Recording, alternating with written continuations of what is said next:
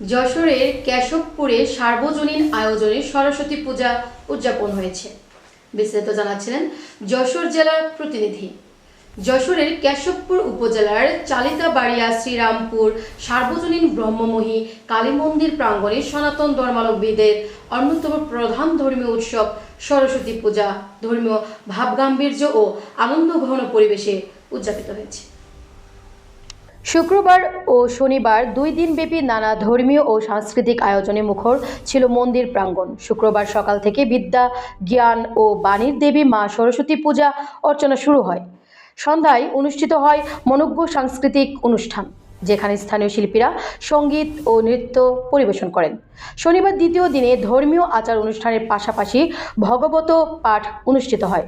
অনুষ্ঠানে উপস্থিত থেকে সার্বিক ব্যবস্থাপনা তদারকি করেন মন্দির কমিটির সভাপতি শম্ভু দেবনাথ, সাধারণ সম্পাদক দেবেশ পাল সহ অন্যান্য সদস্যরা। আয়োজকরা জানান, শান্তিপূর্ণ ও সুশৃঙ্খল পরিবেশে সকল কার্যক্রম সম্পন্ন হয়েছে। সরস্বতী পূজাকে কেন্দ্র করে এলাকার উৎসবের আমেজ ও ধর্মীয় আবহ বিরাজ করে।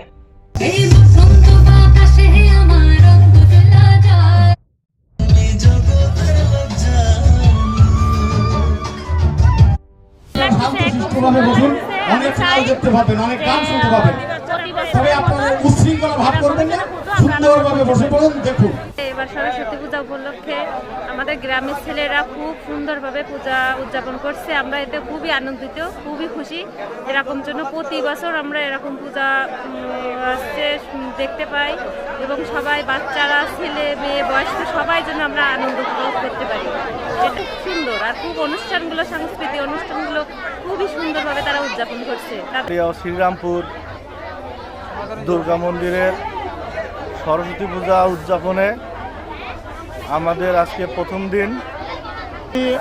আমাদের ছেলেমেয়েরা এই সরস্বতী মায়ের পূজা করছে এবং সুন্দরভাবে চালিতাবাড়িয়া শ্রীরামপুর যুব সংঘ এরা পক্ষ থেকে আজকের এই আয়োজন করেছে নৃত্য অনুষ্ঠান, এবং আগামী কাল ভাগবত অনুষ্ঠান হবে।